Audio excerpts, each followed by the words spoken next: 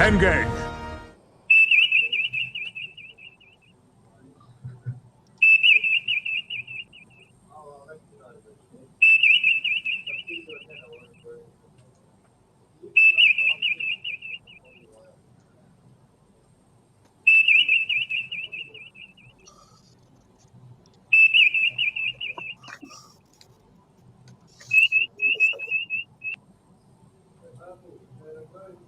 And we are live. Welcome everyone to this week's Show and Tell, episode 6, this season 1. We have a full house tonight. I'd like to welcome Lindsay. Say hello. Hello. From Australia, Peter, Scale Models. Morning, good afternoon, good evening. Brew and Glue. Hello, and I'm from the UK. We couldn't tell. And we have Dominique. Say hi, Dominique. Hello, I'm from the Netherlands. And we have Ron. Say hi, Ron. Hi there. I'm from the UK, unfortunately, with Brew and Glue.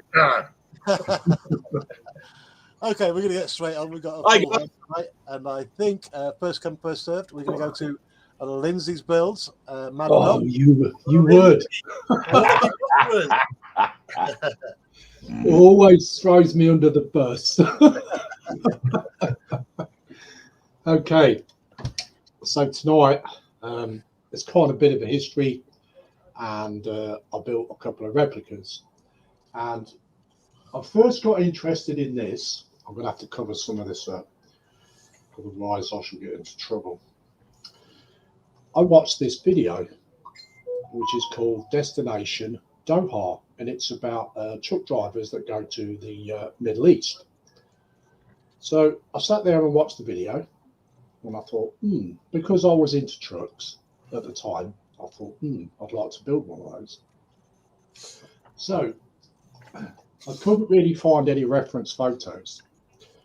So I got in touch with a bloke on a truck forum who wrote a book about this company, and he dedicated to one of the owners' wives, because it's both the people who founded the company, they're both now passed away. So he wrote a book called The Long Haul Pioneers, and it's written by Ashley Corgell. So there was loads and loads of reference photos in it and everything else. So I thought, this is good. So it gave me plenty and plenty of photos. They had kind of like 3 different liveries all through the years. Now the owners was one by Bob Paul, and also the other owner was, hang on, wait a minute, I can find it, which was Mr. Michael Woodman. Well, they sort of both met one another in this pub, and they got chatting, and they both had the same kind of idea, that they wanted to deliver stuff to the Middle East, and nobody had done it in Britain. So this is back in 1962, and they sort of like, everybody kind of like laughed at them. So they decided to go to this company, and they said to them, we can ship it cheaper than you could send it by ship. So Uh-oh. I think Lindsay, you're still there. Your video's okay. up there. Everything keeps buffering. So what was I saying? Yeah, so they could do it cheaper. So this company sat and thought about it. So they got in touch with both of them. I think it was after a month. Oh, poo. We have lost Lindsay. We need an emergency standby. Ron, I'm going to go to you. Keep the show going.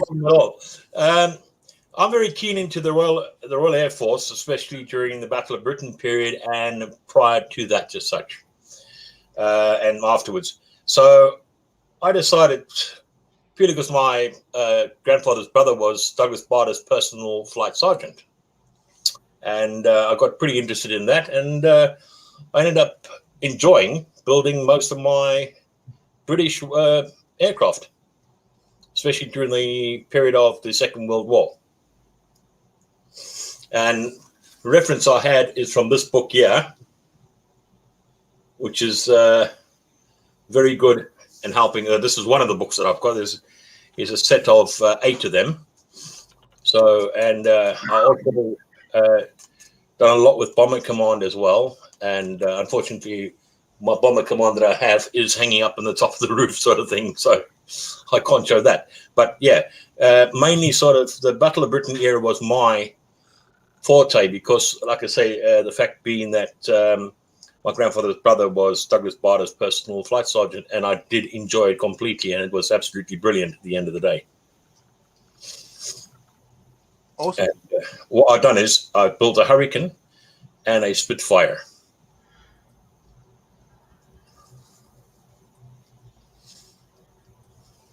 We're listening.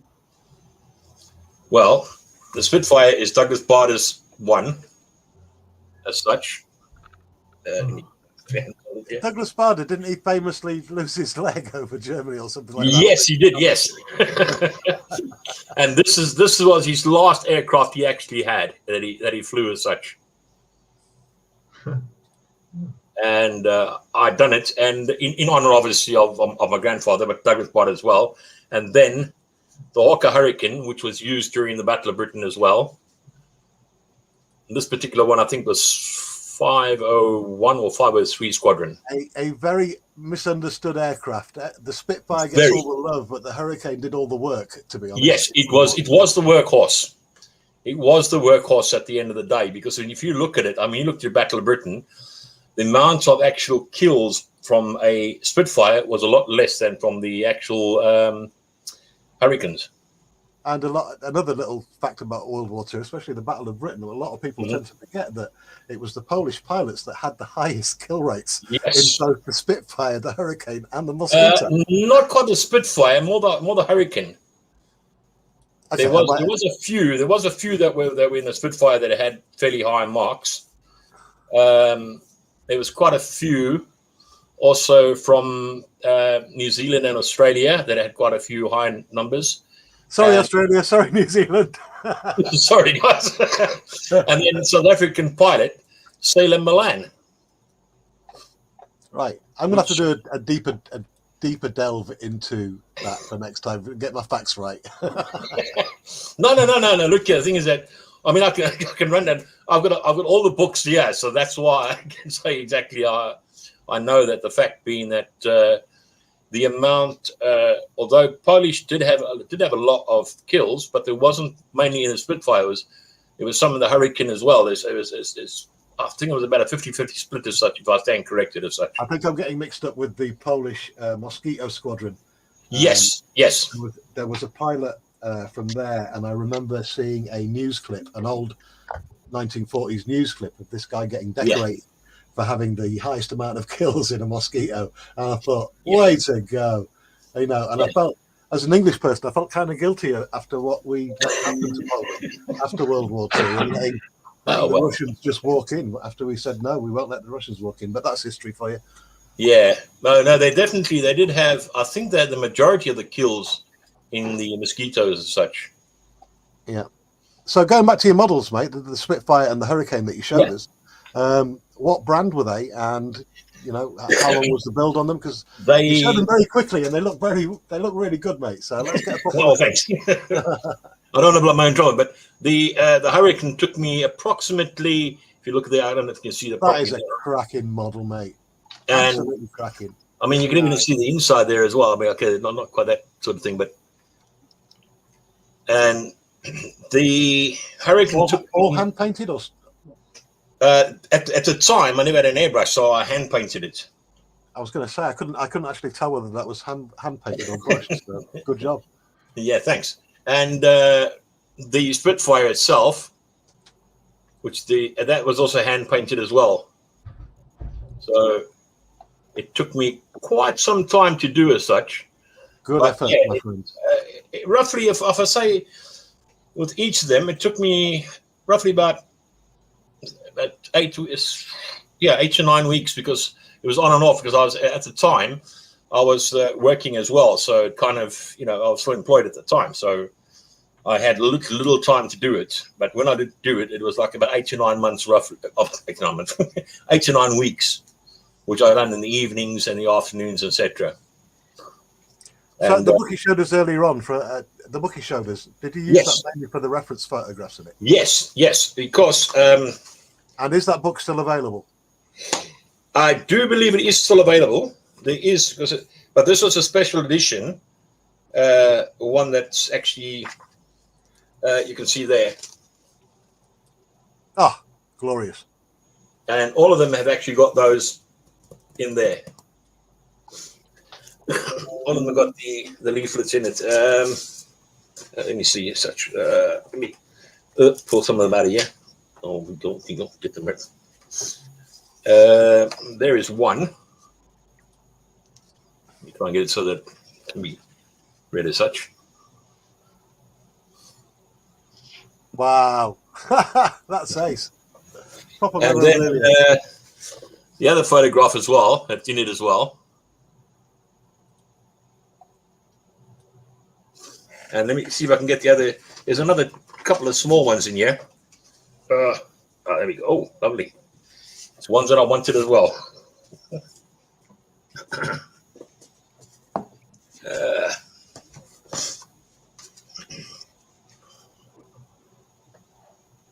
Blenheim. Oh, cigarette. Are they blown up cigarette cards? I think they are. To be quite honest, the way I've tried to find out, but they never gave me the information on it. That's the hawk, I reckon. For those of you who don't know, back in the 1940s, they used to have cigarette cards. Yes. They were of all sorts of different themes to them. But obviously, World War II being on, you have your Spitfire and your Hurricane and your aircraft in them. And yeah, they definitely look like blown up cigarette cards from back in the day. Yeah. I remember my dad used to have a collection of them. And God knows what's happened to those. But yeah, I think there's about, as far as I know, I've got an 8-book series on this, but they're all special limited edition. So Right. Not sure whether they would be still available in a limited edition, but they might. They might. But yeah, that a lot of my reference books I've got is related to RAF Bomber Command, RAF Fighter Command. So a lot of my references I get off that. And Excellent, Rob. It's brilliant. I mean, I'm busy at the moment doing another Spitfire, but that one is in a private collection, and it also flew during the Second World War as well.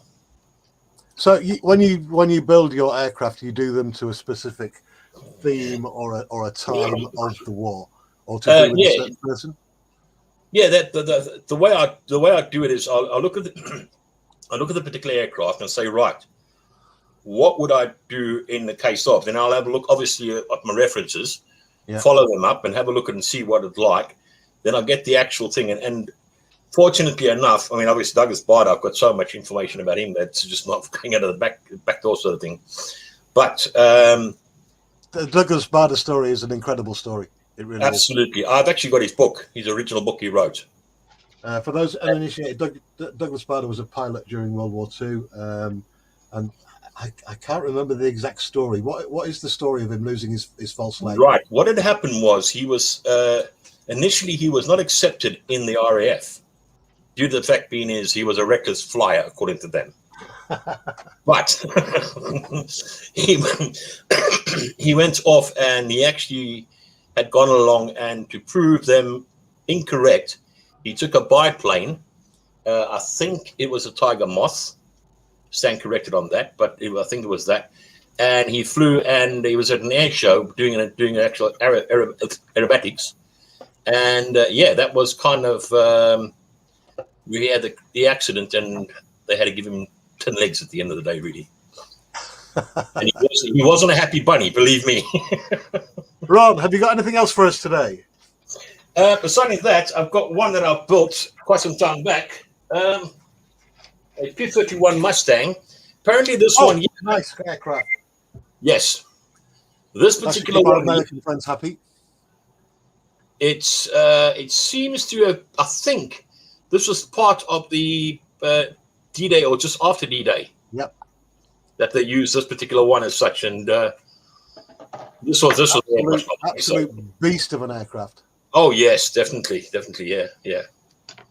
So that was basically, but the ones that I really am pretty much chuffed about was the Battle of Brittany, the Spitfire, and the Hurricane, and obviously I've done a Sterling bomber as such, and I've done a Halifax as well. But unfortunately, like I said, they are to. You will have to show us those on another show, Ron. Yeah, I'll have to get them done. Ron, thank you so much, my friend, for joining us this week. I'm going to have to move on because Peter's been waiting patiently all the way in Australia in 10 million degrees after he's just parked his Lamborghini outside. Ron, we'll say goodbye to you at the end of the show. Stick around, my friend. Thank you. Yeah. Peter, how's your Lamborghini? Hey, g'day. It's all good. Yep. Welcome to the show, my friend. Thank you. So we got a show and tell. All right. And you're right. Yeah, it's going to be about 36 degrees here today. So I'm heading to the beach straight after this. I thought I'd just mention that again, as I've already told you.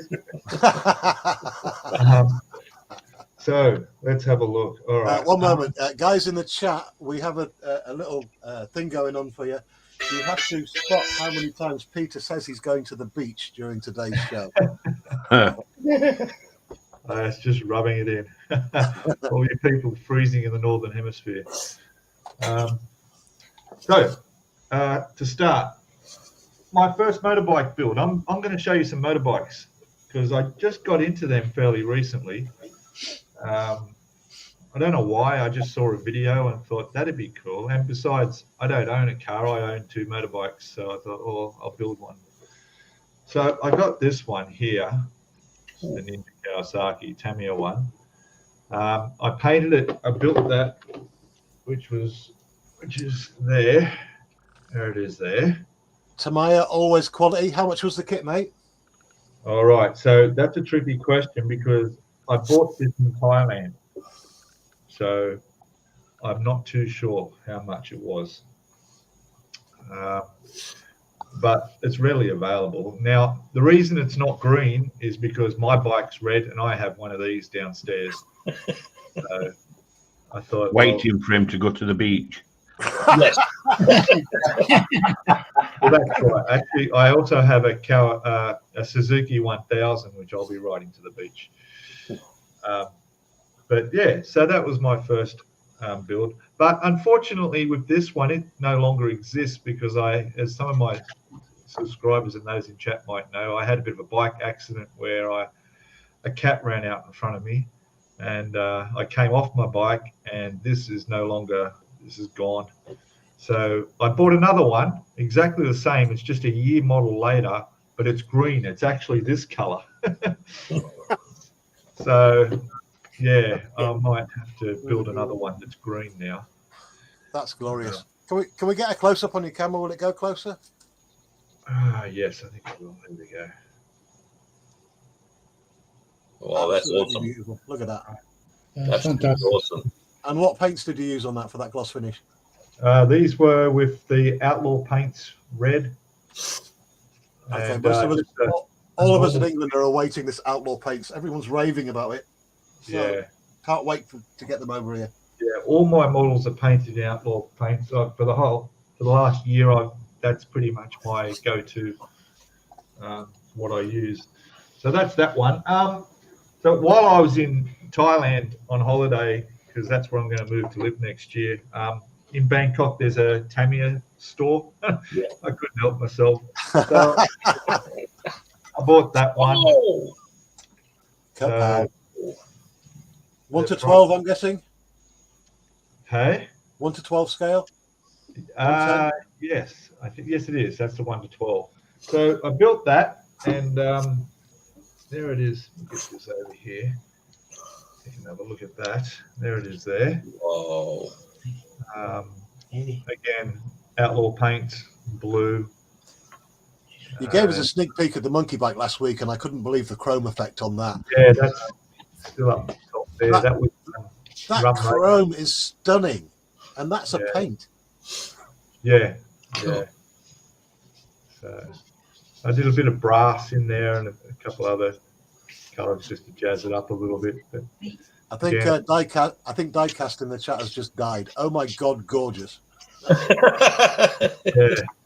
Also tried the heat effects on the exhaust on this one as well to get that tinge going. So that's that one done. And then, and while I was over there, I was in the shop and another one jumped out at me. So this, and it's just the engine. Oh, hello. Wow. So a bit unusual, isn't it? So I'm just trying to see what the scale of that is. It's got to be big, I would imagine that's going to be at least 1 to 10. It's a 1/6 scale. 1/6. Whoa. Yeah. And this one, here we are. There's a price on this. So if you know you can transfer this 1,200 baht, which is not much. Hmm. I don't know. Well, the last time I went to Thailand, that was about $4. Yeah. So there's that one there. Whoa. Oh lordy! Did you have to?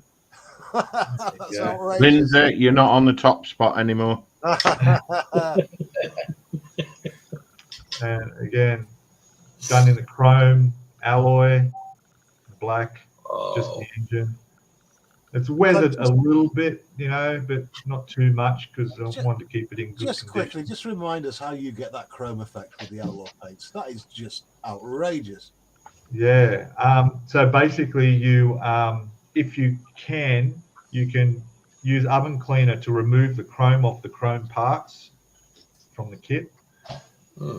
You just soak it and it comes off, and then you would prime it in a black primer, and then you would put over the top of that a gloss black, and then on top of that is the chrome.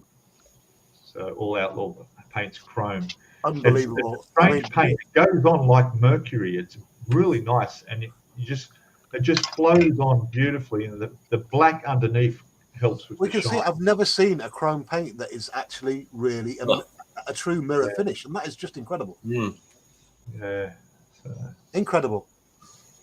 Yeah, I have sometimes I email with Jason, and Jason sent me the first pictures on the spoons to test with this paint, and I know the looks. They're great. Yeah, it's incredible, isn't it? It's like looking in a mirror. It's just amazing stuff. And now the next build I'm going to do, which literally will be the next build as soon as I finish the Formula One car I'm doing at the moment, will be this one that I bought over there. Well, it's a little Honda Monkey 125. These are really popular over in Thailand. There's a huge club that get around. They're great little bikes for going anywhere. They're tiny little things. A lot of people customize the real bikes, do custom paint jobs and all the chrome work. So I'm going to do what I can on this. And I think the original monkey bikes, they're worth a lot of money now. The original 70. Yeah. Now they come with power assist brakes. They got all sorts of electronic gadgets. They're not cheap either, I heard. Someone a few months ago said, I don't know about, but in US they're about $6,000, between $5,000 and $6,000 US. Ouch. But so that'll be a good build too. Again, we'll do all the chrome work on that, and customize the exhaust. To Boldly Goes just said, you only build building for 3 years and you're riding to the beach. That's it. Yeah.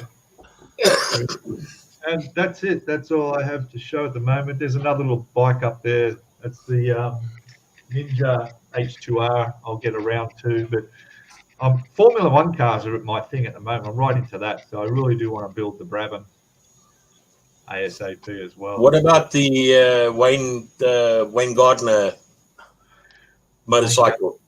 Yeah, that would be good too, wouldn't it? Yeah, I believe they did bring it out. Yeah, sure. And some of the aftermarket stuff you can get for these kits go into some incredible detail. Yeah. I mean, you think those have got detail? You can go buy the spark plug leads and all the tiny little details, rivets, and you could spend the detail upsets can cost more than what the actual kit is. Right, Peter. Just apologise to everyone in chat now for making most of them cry. Yeah. But I will be going to the beach. Which beach are you going to go to then, Pete? Yeah. Hey? Which beach are you going to go to in Oz there? So I'll be going to, it's actually, well, I have a choice. I can go to a place called Cronulla Beach, which is south of Sydney. It's a really nice beach. Yeah. But I'm probably going to go down to Botany Bay. Ooh. Just for the swim and that, and because 2 reasons. The airport's there and you can watch all the planes go off and everyone going on holidays. Plus, there's a lot of nice young ladies walking their dogs down there. It's a popular spot to take dogs for a walk. Because I played rugby for South Africa in South Africa, and we played against the Oz as such and everything. Club that's where it's the Natal Sharks, and we thumped you guys, by the way. Yeah. Okay, you've started something now. We've got Ted's Cars and Guitars saying, I remember going to the beach in California with my dad in his 66 Chevelle convertible with an 8-track player with the Eagles playing. Oh my God. Excellent. Okay, Peter, an absolute pleasure having you on the show again. I think you've blown us all away. Welcome. Please, if you find the time, join us again next week, my friend. I'll try and see if I can dig something for next week as well. No problem. Great. Thank you. Excellent. I am going to move swiftly on. Before you continue, update on Lindsay. Unfortunately, he won't be joining us tonight because his internet has been hacked by his son's gaming area. Oh, no. Oh, no. So well, you know, I mentioned earlier on, I would rather sell my kids than my model collection. Yeah. We don't want to talk about your Woggle collection. Before we move on to Dominique, I would just like to say thank you to everyone who's watching. We've beaten last week's record hands down. There's apparently 40 people were watching at the height. We've dropped down to 35 now, but that's still great. Thank you everyone for watching and supporting this little bitty show. Dominique, welcome to the show. What have you got for us, my friend? Yeah, what I have here a Dutch airplane. This is a P-51D. I built it on a 48-hour build. I finished not in 48 hours. It was not possible. This is an Edward kit. Dus you have, I hope you can see it, a little bit photo etch in it. And again with the aluminium effect on the wings. Yeah, love it. Yeah, I did this. Yeah, with the aluminium different. There's a little history of this one. You see here, I make the fuel tank open and make a camera in it. This airplane flies in the Netherlands and then make pictures from the air. Oh yeah. That's one of 2, isn't it, Dominic? Yeah, one of 2. Yeah, the other one is the fuel tank. No. I'm saying that it's one of 2 because I know that the P-51s there was only 2 that they were given to the Dutch. Yeah. Yeah. More history, I have no idea. I build it for fun. I like model building. I am not a person that look for history and things, but this was a really nice one. All this little bottom plate is made from, I have a little piece, this little piece of wood. Yeah. And then I do the wood wash over it, and you have this color. I bring the a little bit closer. You can see. Mm. I love the wood colors. You see, I wouldn't have even known the Netherlands had P-51s in their air force. I wouldn't have known that. They only had 2, as far as I can recall. Right. I do stand corrected, but as far as I can remember, they only had 2. So I'm guessing that was just after the war, then. Yeah. Right. And I built this little tractor. You say that in English? Tractor. My English is not the best. Yes. Tractor will do. Yeah. I like that. Yeah. This is a little small diorama. I was. This is a mini art kit. Yes. And this one is from Diodum. There's a website here in the Netherlands. You have all this stuff and little diorama places and. That is a little beauty. Yeah. Yeah, it's really nice. Very good. The little stand is made by a friend of me. He ever starting a little company with it. So Other one what I have. Dominique, if you don't mind, if we just go back to the tractor for a second, I'm just wondering how you did all the weathering effects on that. The weathering. Oh yeah, there's Is that pigments and stuff like that? yeah, pigments and a little bit chipping. I spray the model in roost colors, and then I do chipping medium on it. No, first the clear coat, then chipping medium, and then I do the color on it and make a little bit with a brush, and then you with water and you remove the paint a little bit and the roost color coming up. That's just outstanding. And then in combination with pigments and washes and filters and that stuff. Yeah, that's a little bit I like to do this, and that is you see by the next one more. The black wash on the wheels. I'm looking at the grass as the grass looks real. Yeah, even the mud under the tires there. Yeah. Yeah, I like that. That is a little bit. So do you take your models to shows or anything like that? No. You really should think about it. That's exquisite. Yeah, the problem is I have no car. I have no driver license. I do everything with the train and the bus. You do this in the train of the bus in a container or something, just broke. Yeah, I can see that being a problem.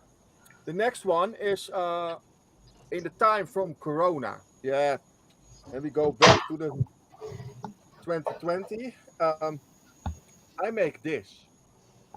Wow! Oh, fantastic. Oh. This is my Corona build. Outstanding. Yeah, this is a mini art kit too, with mini art spools, cable spools. The big cradles are resin. The big on the front you see. Oh, I hope I cannot. He's not falling down. Even down to the holes in the roof. This one is resin. This one is resin. And then you see here on the back resin. You cannot see it. And I did on the side the little spool with the. Will you say that? Tarpaulin. Yes. Yeah. You can almost see the ants walking around under the leaves. You there. can. Oh, Yeah. It's incredible. So, Yeah. Dominic, And how did you do the tarpaulin? What did you use to get that tarpaulin draped like that? this. The- Of this. The blue stuff. No, the blue stuff, the tarpaulin, the tarp. The blue The stuff. blue tarpaulin. I did it with tissues. Tissue paper. Yeah, tissue paper with water and wood I'm glue. guessing PVA. Yeah, wood glue. Yeah, PVA. Yeah. And then you do it in a little thing, and then you let it falling down over it. and then you do it with the brush, and then you have the right angle for it, and then you paint it. I painted first in blue, and then I did a little bit weathering on it, a little bit color difference. There's other colors blue. Then you see a little bit. The whole thing Yeah. looks so real. Yeah, I'm really proud of this project. It was my, that was my top. It is Absolutely the best glorious. build ever. Oh, I show you the front. Dom, I'm just going to go back to the chat for a second while you show people your wonderful model. Flying Dutchman, going back to the P-51s, the Dutch Air Force purchased 40 P-51s and Ks. Okay, we've got GMC Joe Souza joining us right now, and he's going crazy about your patina. He's a man who likes to do patina on the real full-size things, so that's just glorious. Flying Dutchman again to Flying Dutchman, Dutch Dave's model bench. There were 2 photo camera equipped P-51s in the Dutch Air Force. Okay. And everyone's saying just wonderful, complimenting you so much on your models. Lindsay's build's excellent, Dom. Flying Dutchman, Dave's model bench. Well, it looks like you had some time left there. Yeah, I have a lot of time. And you did this while in COVID, yeah? Yeah, I did it in COVID time. I started in 2020 in January, and in March was the COVID here in the Netherlands, that everything was closed. And I was so concentrated on what I want, and I chat with a friend of me. He helping me with. He say, do this, do this, do this. You do it this and this way, and I testing a couple of things, and the color difference and the wood, only this wooden barrel. I did there, I think 2 weeks, and then I do one day and one day nothing, and then the other day 2 weeks. Well, it shows the amount of time and effort that's gone into that. It's just made it one stunning. It's a work. It's a work of art. I'll say it. I might be going overboard, but I don't care. Yeah. That is a work. Yes, it's a masterpiece. Yeah. For me, is that my something masterpiece? something like this was that I've done as well. But if you can see that. 1 second. Yeah.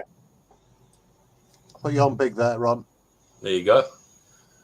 That is an 88 flak gun that I've done in a little diorama, and it was set up as a challenge. I've actually got another photograph. Here we go. We can't really see it that well on the screen there, Ron. Let me see if I do that there. Whoops, try again. Good catch, Pete. By the way. I think Pete caught that. Oh wow! Yeah, there now. Oh, fantastic. Do you still have those dioramas, Ron? Yes, I do. Yeah. I've got the Afghan diorama as well. So I've done You will have to show us that at some point. That's going to be a long job, that's for sure, because it's set up in such a way. This is the Spitfire Mark 1 from Tamaya. Yeah.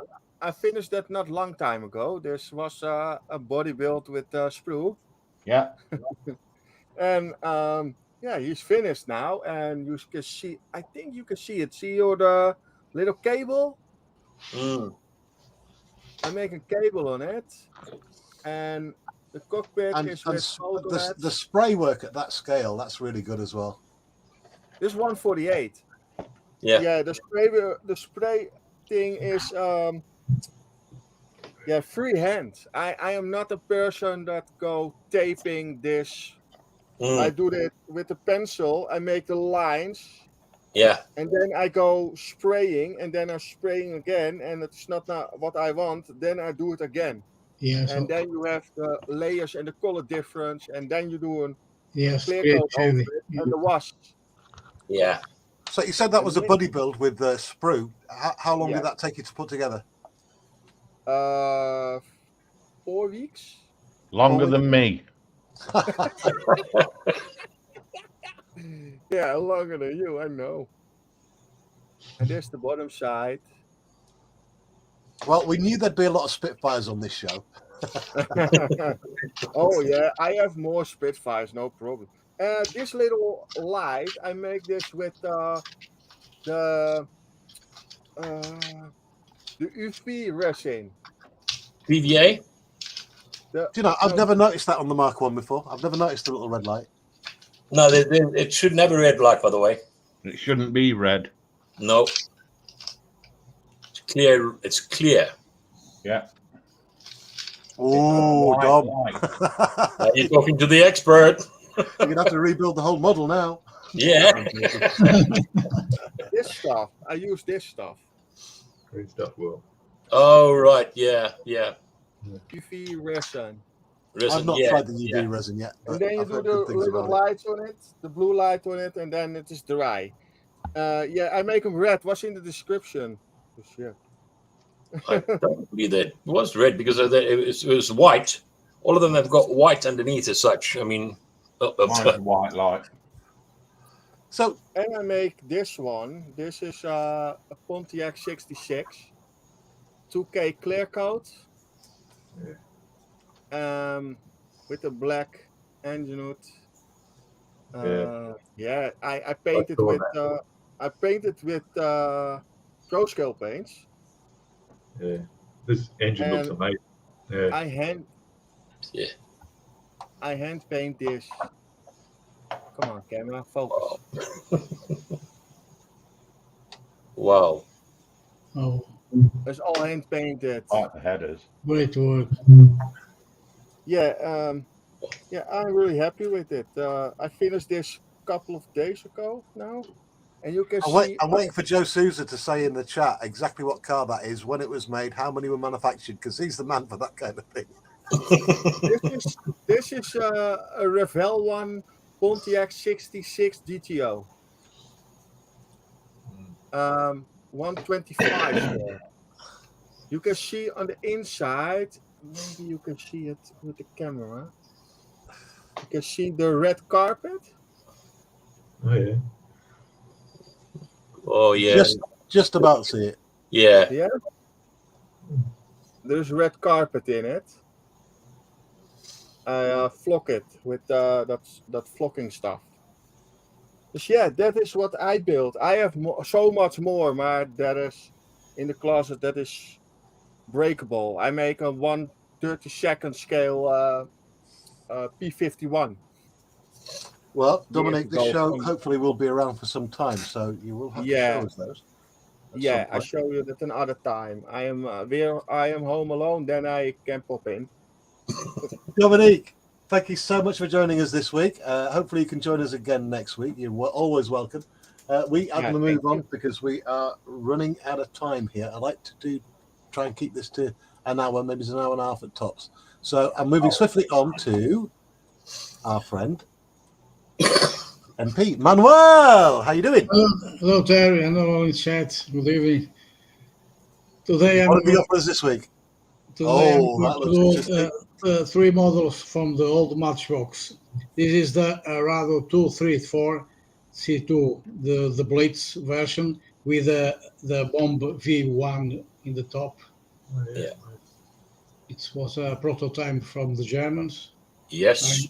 I make here the parachutes because these have very large speed to landing, and they need parachutes to stop in that time they have this. Wow. The part of the ground, this is the only kit is this for 172 scale. The Forgive me if I'm rest, wrong here, the guys, base, the base is everything in scratch. Was the Arado only ever an experimental aircraft, or was it ever used in anger? Yes, he flies, but not in combat. So not in experience. Man, the Germans so far ahead on everything. Yes, so far, and they have a bomber to attack America, the Arado 333, the flying wing. Yeah. A big plane. They have the Vorten, the 229. This was a fight. It was captured by the Americans when they have some are hiding, but so flew in experienced flight. So the only the jets from Germans for their flying, it was the Messerschmitt 262 and the Henkel 162 Salamander. These was the two planes they flew in combat, and the Messerschmitt Comet 163.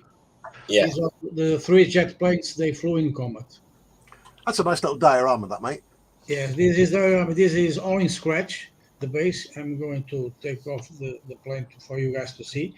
This base. This is from a box of strawberries. I take the base. I scribe in the squares. Everything is weathering to create the part of the concrete effect. These are barbed wires making with a toothpick. Yeah. The effect of the wire I make with some mosquito net. This one I make the very little stripes and then roll with cyanoacrylic glue and creating. I make the watchtower everything toothpick piece by piece and weathering. This is real wood. I make the layer everything. And there's the watch for the sentinel to watch the plane. This is toothpick too. Everything scratch. I'm trying to. This is 172 scale. I reduced the scale. Manuel, you're getting a lot of praise in chat right now. It's really great. And I make to create more realism a little barrier to put the sentinel to the field. Everything is scratch except the plane. It was a little diorama to put the plane to create more ambience. The other ones I have here, as I have told in another stream, it's two planes from in the winter scammer. This is from Matchbox. This is the Dornier 16Z2. Oh, the snow pattern is one of my the famous flying pencil.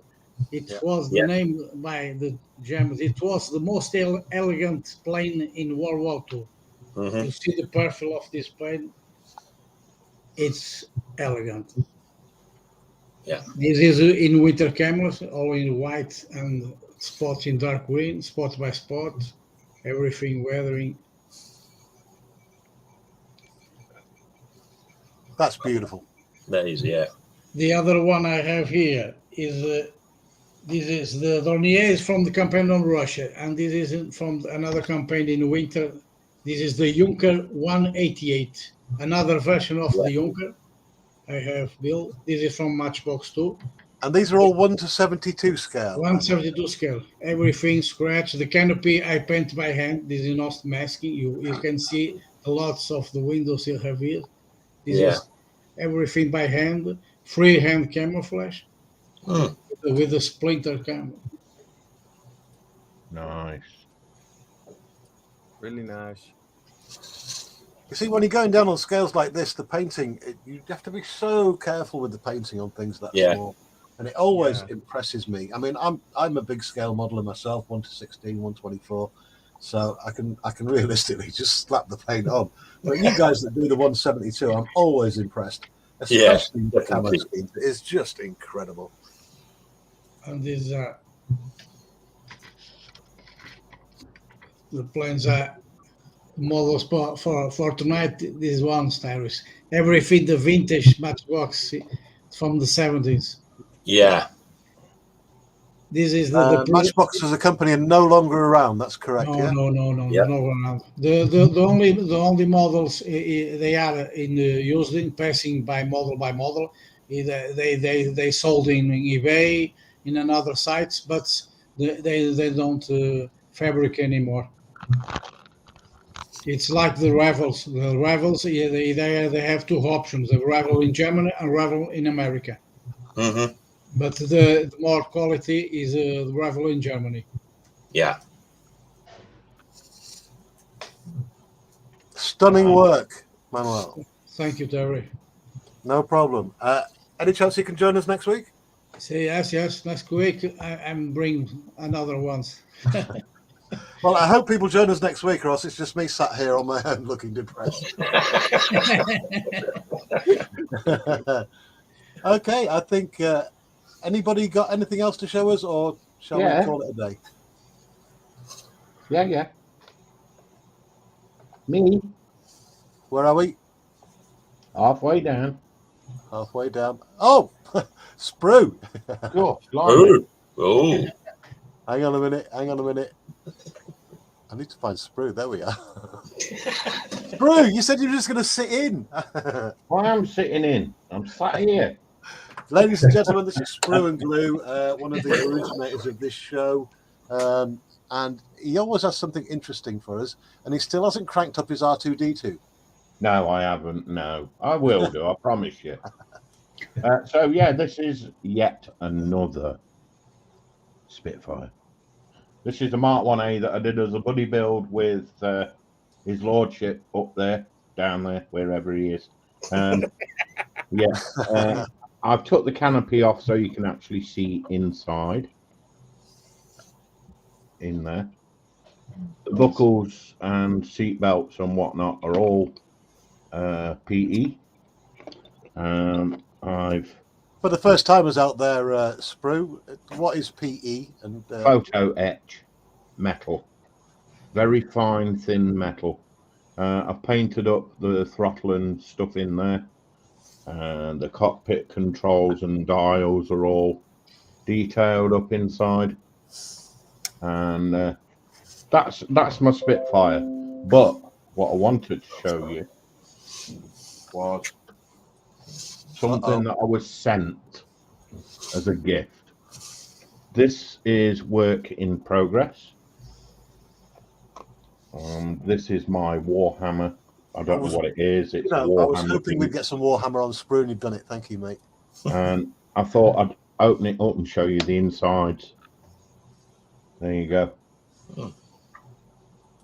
As you can see, I'm still in the process of doing the highlighted edges and whatnot. I'm not very good at it, but I'm getting there slowly.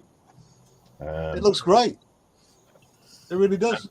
And as you can see, for the purposes of painting, I pull his arm off.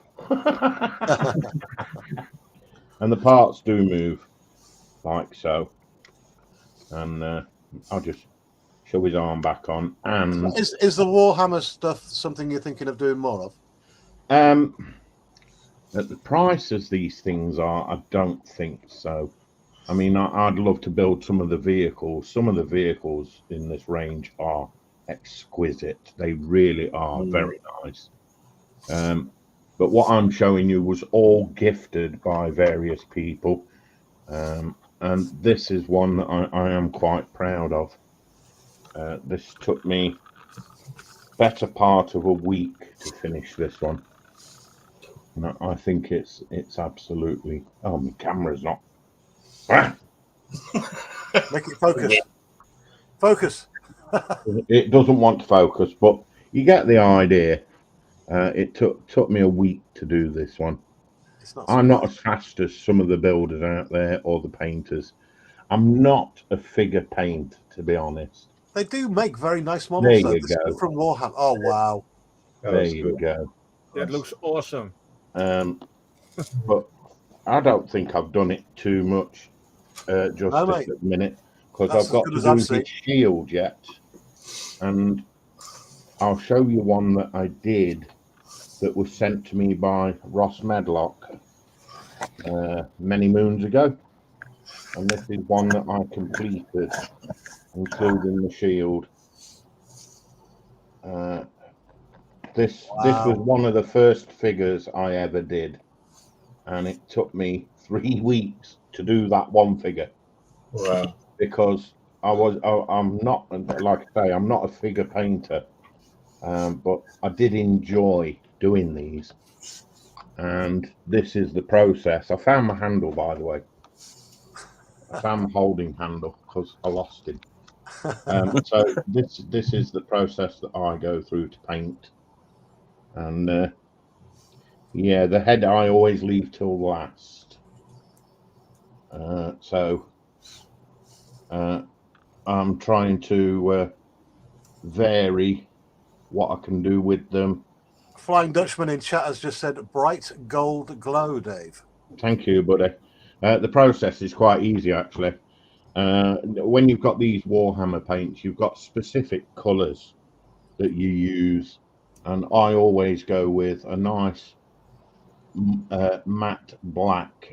I can't remember what it's called that they use. Let me just see if I can find it. There we go. That's it there. It's called Abaddon Black. And that's my favourite go-to paint for these. Fantastic effect, metallic. I love the effect that it brings out in these figures. I was going to ask you. You've already told us what the paint is, but those are acrylics, aren't they? Yes, water-based paints. Yeah, acrylics. From Citadel. Wow. And this is That's amazing. From one of my pride and joys. Yay, Star Wars! Excellent.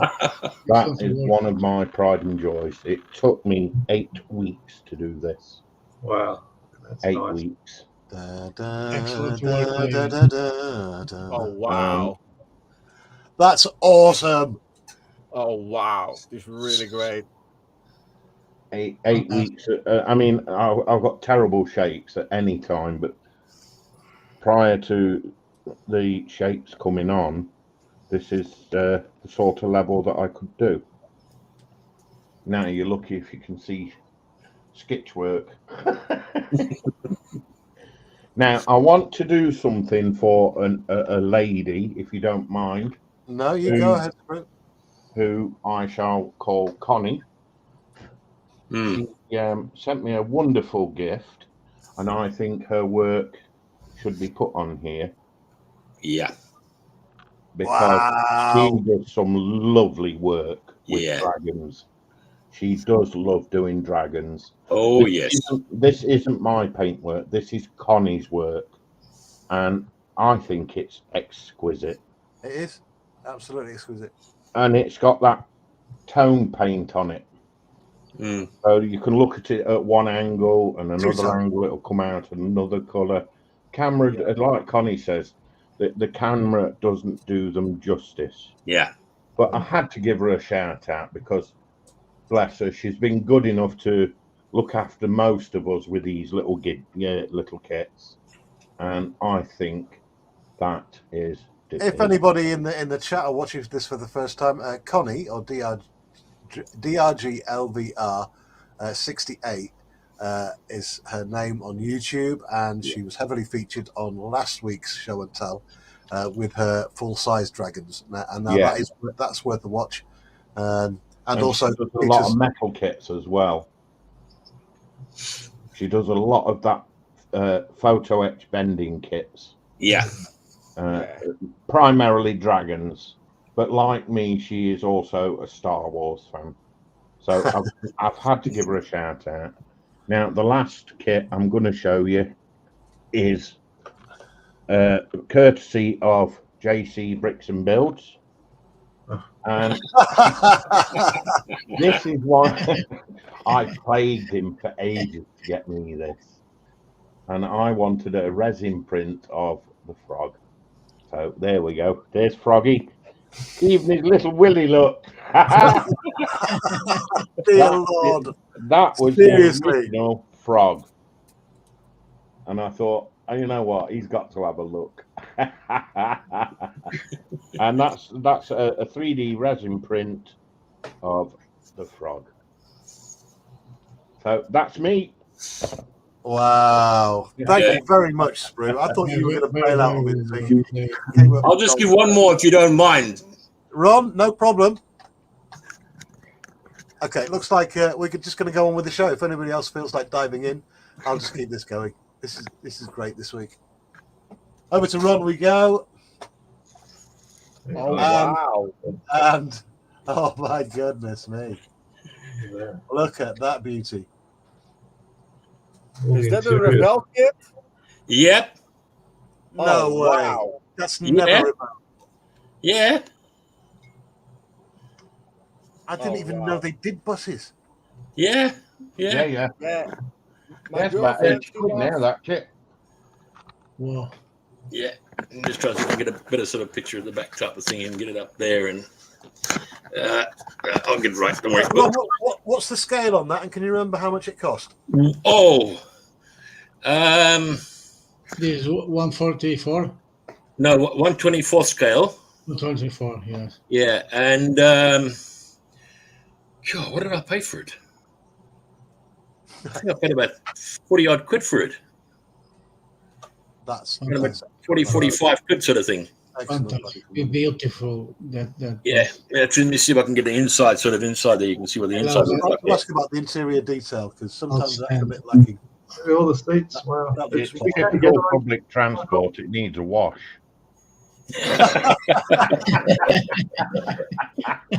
Come on, it's authentic. Whenever have you seen a London double-decker bus that's been clean? Exactly, yeah. That's nice. And Well, I've actually, believe it or not, quite a few times, guys have actually offered me money for it, and I'm going, not for sale. Sorry. Well, there's a lot of collectors of that kind of thing all over. Oh yeah, yeah. And it's Yeah. big in the modelling community. Well, as well. Can I say, I'm not going to say exactly how much he offered me, but the figure was 4 figures. Wow. Wow. 4 figures, and it was not small 4 figures; it was big figures. I'm like, no, none of the above are applicable. So how long did it take you to do that, Ron? That took me just over about 11 and a half months to actually do, because to get it perfectly the way I wanted it to look, because obviously I'd done all my research on it and all the rest of it. Yeah. And it just kind of, it took that period of time because I wanted to get it accurate. That is my main thing, is I'd like to get, when I do something, I want to do it accurately done, that it should be done the right way around, not the way, people go, oh, well, slap it together and that's it, job done sort of thing. It doesn't work in my books at all. To me, it's a case of do it properly or don't do it at all. Yeah. Yeah. That's been the motto throughout the whole modeling times and everything. Did you do any modifications? No, there's no modifications whatsoever. I mean, from the box. Yeah, straight from the box. Yeah. Let me see if I can get that there. I might be able to get inside there. even the engine detail. Oh, everything. yeah, Fantastic. Outstanding work. Yeah. Great work again, Ron. Great work, Warren. Thank you. Well done, buddy. I love that kind of bus. That, believe it or not, I mean, when the guy offered me, he started off on 3 figures, and I said to him, sorry, not for sale. Then a couple of weeks later, he came up with a slightly higher figure on 3 figures, and I'm going, sorry, not for sale. And he came up again with 3 figures again, higher, not for sale. Sorry, it's not for sale. It's not going to go anywhere. Wow. Then he literally done it probably about a couple of days ago. Yeah, it was last week sometime.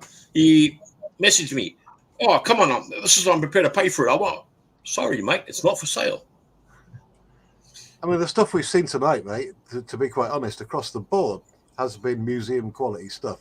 I've just been stunned. I will be equaling the playing field, by the way, when I show my next one, because yours have all been awesome. I'm going to show an absolute bucket of crap for mine.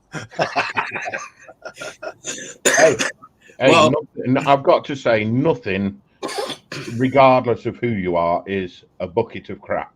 Yeah, I am joking. As long as you are happy with what you have produced, exactly. Then that is all you've got to worry about. Yes, You. That's the right point. No, it's not what anybody else thinks of it; it's what you think of it. Correct. Yes. We all think it's a bucket of crap, but you don't. Is that all your stuff now, by the way?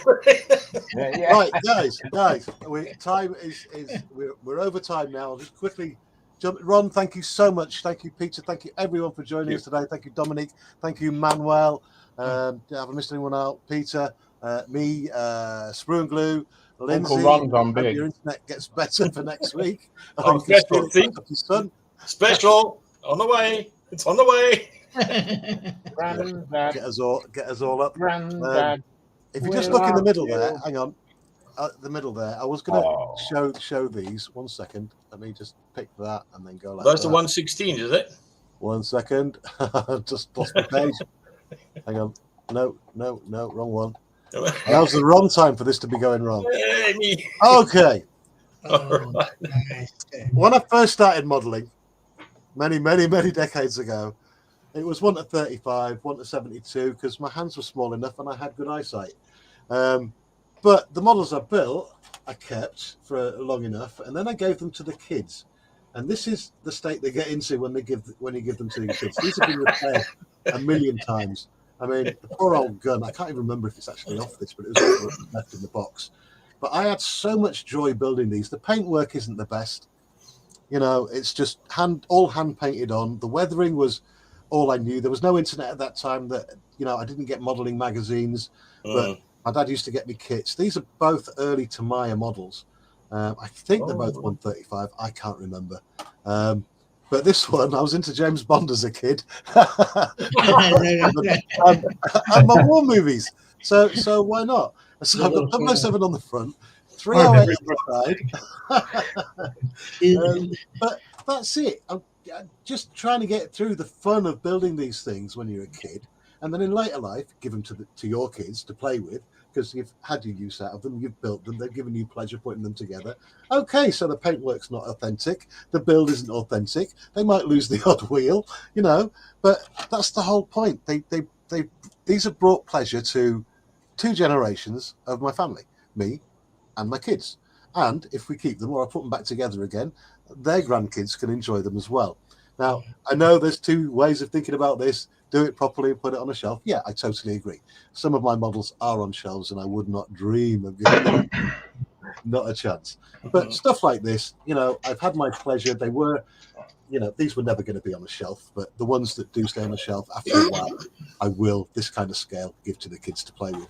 And also, it gives an education to the kids as well, reminding them that this world is only the way it is, and we are enjoying the freedoms that we have right now in the countries that are still free because of the sacrifice of people in World War II. And if they're playing with these, they might want to know a little bit more about the real thing. If they're seeing these, they might want to know about how they came about, what was the background on them. Because we often forget the history behind these models that we build, whether it be civilian things like buses, there's a history behind the bus, how it came about, and its transformation from trams to double deckers to diesel to electric now. All of that is great history. And I've whittled on far too long. We are over time. I need to say goodnight to everyone. Right, let's split this up. Ron, say goodnight. Good night. Ruglu, say goodnight. What? Hey? Who? Say goodnight. Good night, all. Dominique, say goodnight. Good night, everyone. Peter from Down Under, I believe you're going to the beach, aren't you now? At the beach. Good night. Thanks for joining us, mate. Manuel, thank you for joining me so much. Say Goodbye, goodnight. everyone. And everyone watching and commenting in chat. Sorry, I lost track of the chat partway through. I'll try and do better next week, but thank you for joining us. Lindsay, Terry, Lindsay, thank you, Lindsay. Terry, before you disappear. Sorry, Spru? Before you disappear, can you tell us, we're all dying to know, what it was like running to the local shop when you were in the caveman era? Who was that to, me? Yeah. You cheeky git. You had to think about that then, didn't you? I did, yeah. Right, I'm just going to get through this chat. Again, thank you everyone for watching. And if you can think about subscribing to the guys on the panel, all of the links will be put in this video after we're finished today. And in chat, if you want to subscribe to each other, please do. It gives us a lot of encouragement to keep on doing what we're doing. Not that we need it, because we're all big kids at heart. Join us next week, 9 o'clock. More I forgot toys. to get the end video. And enjoy the good weather down under. Yes, definitely.